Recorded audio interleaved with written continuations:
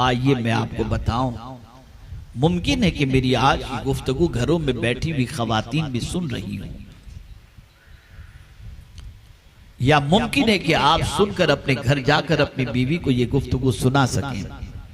ایک عورت جو ایک بہت بڑے مالدار کی بیٹی، ایک لڑکی بہت بڑے مالدار کی بیٹی، لیکن وہ صرف مالدار ہی نہیں تھے، دیندار بھی تھے۔ انہوں نے اپنی بچی کی تربیت دین کے اعتبار سے کی تھی۔ بچی کا جو گروتھ ہوا تھا وہ دینی انوائرمنٹ کے اندر ہوا تھا۔ گھروں کے اندر آواز پہنچتی تھی تو اللہ کی قدرت کی اور کبریائی کی آواز پہنچتی تھی۔ اس اعتبار سے بچی کی پوری مینٹلٹی دینی تھی۔ اللہ پر توکل، حضور صلی اللہ علیہ وسلم پر درود، رسول اعظم صلی اللہ علیہ وسلم کی محبت، اس طریقے سے وہ بچی زندگی گزار رہی تھی۔ اب اس بچی کے حوالے سے چونکہ باپ بہت مالدار اور دیندار بھی تھے تو بڑے بڑے گھرانے سے رشتے آئے، ارب پتی خرب پتی کے یہاں سے رشتے آنے لگے، لیکن بچی کی مینٹلٹی کے اعتبار سے کوئی رشتہ فٹ نہیں ہو رہا تھا۔ مالداروں کے رشتے آتے ضرور تھے، لیکن ساتھ ہی ساتھ ان مالدار کے بچوں کے اندر دینداری نہیں تھی، ان کے اندر اللہ عز و جل پر بھروسے کی کیفیت نہیں تھی، ان کی زندگی کے اندر کہیں نہ کہیں نقص تھا، کہیں نہ کہیں عیب تھا۔ لیکن وہ مالدار جو دیندار بھی تھے، اپنی بیٹی کے حوالے سے ایک ہی حدیث ان کے پیش نظر تھی کہ رسول اعظم صلی اللہ علیہ وسلم نے فرمایا، بچی کا رشتہ آدمی چار چیز دیکھ کر کے کرتا ہے، حسن دیکھ کر کے کرتا ہے، کسی کا رشتہ، بچی سے رشتہ، کسی لڑکی سے رشتہ انسان چار چیزوں کو دیکھ کر کے کرتا ہے، یا حسن دیکھ کر، یا دولت دیکھ کر، یا نسب دیکھ کر، یا دین دیکھ کر۔ سرکار نے فرمایا تم دین دیکھ کر کے رشتہ کرو۔ یہی بیٹے کے حوالے سے بھی آپ دیکھ سکتے ہیں، لڑکے کے حوالے سے۔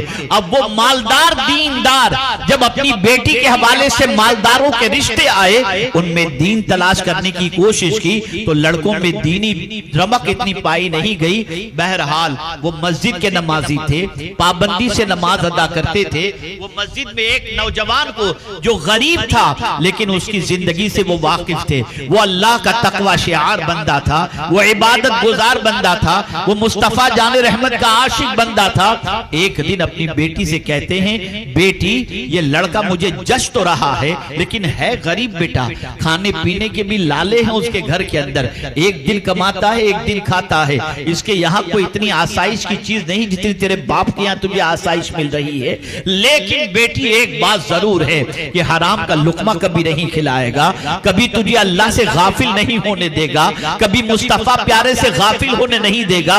بیٹی لڑکا مجھے جچ رہا ہے، تیرا کیا ارادہ ہے؟ بیٹی کہتی ابا ایسے ہی رشتے والے کے ساتھ، ایسے ہی لڑکے کے ساتھ تو میرا گزر ہو سکتا ہے۔ اب آپ دیکھیں اس لڑکی کا اللہ پر کتنا توکل تھا، اللہ اکبر۔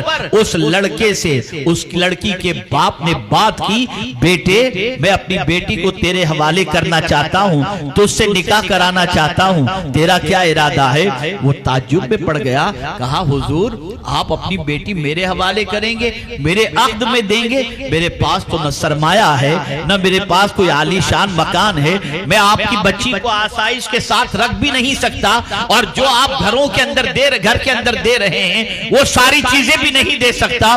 فوراً اس بچی کے باپ نے کہا ہم جانتے ہیں اور ہم نے ہماری بیٹی سے یہ ساری باتیں کہی ہیں، لیکن پھر بھی وہ تمہارے ساتھ نکاح کرنے کے لیے تیار ہے۔ انہوں نے کہا ٹھیک ہے، اگر یہ معاملہ ہے تو مجھے بھی کوئی اعتراض نہیں ہے۔ اللہ اکبر۔ آپ جانتے ہیں نکاح 2 دن کے بعد ہونا تھا، اس نوجوان نے ایک دن بے پناہ محنت کی، رات و دن محنت کی، اور 2 دن کی روٹیاں جمع کر لی، اور اس نیت سے کہ ایک دن شادی کے میں بیوی کے ساتھ گزاروں گا اور دوسرا دن بھی گزار لوں گا تو دوسرے دن کی روٹی بھی ہو جائے گی، اور تیسرے دن پھر کمانے کے لیے نکل جاؤں گا۔ اللہ اکبر۔ شادی ہو گئی، اور شادی کے بعد جب بچی اس کے گھر پہنچی اور کھانے کے لیے بیٹھے تو ایک روٹی ایکسٹرا پڑی، 2 روٹی ایکسٹرا پڑی ہوئی تھی اور ایک دن کی روٹی پڑی ہوئی تھی۔ دسترخوان پر بیٹھتے وقت لڑکی نے کہا یہ 2 روٹیاں پڑی ہوئی کس وجہ سے ہیں؟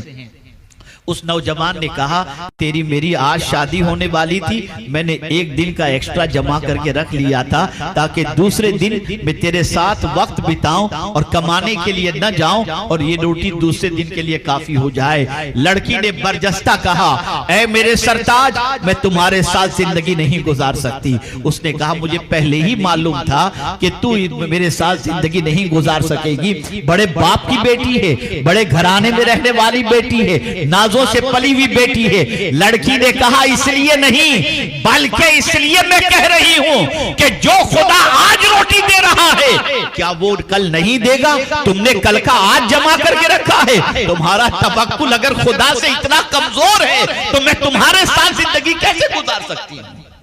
یہ عورتیں تھیں، یہ اللہ کی نیک بندیاں تھیں جن کا توکل اللہ پر اتنا زیادہ تھا، اور یہ توکل کے مقام تک وہی پہنچ سکتا ہے جس کا ایمان کامل ہو۔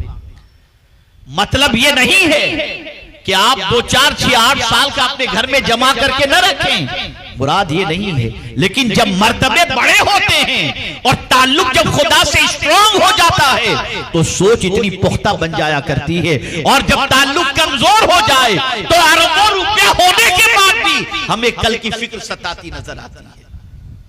تو جو صاحب ایمان ہوتے ہیں ان کا رب پر بڑا توکل ہوتا ہے، ان کا رب پر بڑا بھروسہ ہوتا ہے۔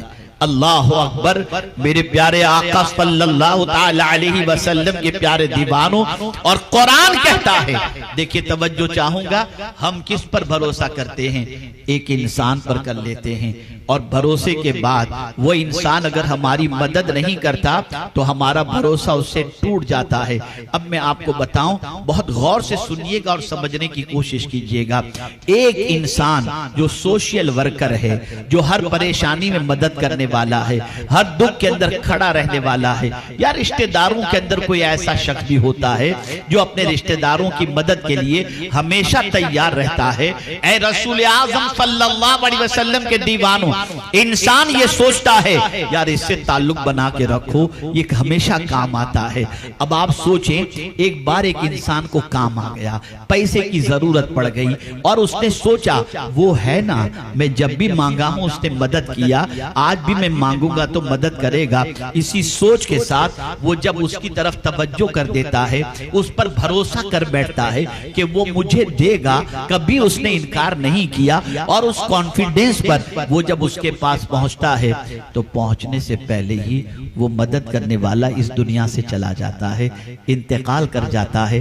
اب میں آپ سے پوچھنا چاہتا ہوں، وہ انسان جس نے اس مدد کرنے والے پر بھروسہ کیا تھا، اس کی دنیا اندھیر ہو جاتی ہے، وہ سوچتا ہے اب کیا ہوگا، اب میری زندگی کیسے گزرے گی۔ اسی لیے قرآن کہتا ہے ایسے پر بھروسہ نہ کرو جو مرنے والا ہے، ایسے پر بھروسہ کرو جو ہمیشہ زندہ رہنے والا ہے۔ اور کون ہے جو ہمیشہ زندہ رہنے والا ہے اور زندہ ہے، زندہ رہے گا، وہ میرے رب کی ذات ہے۔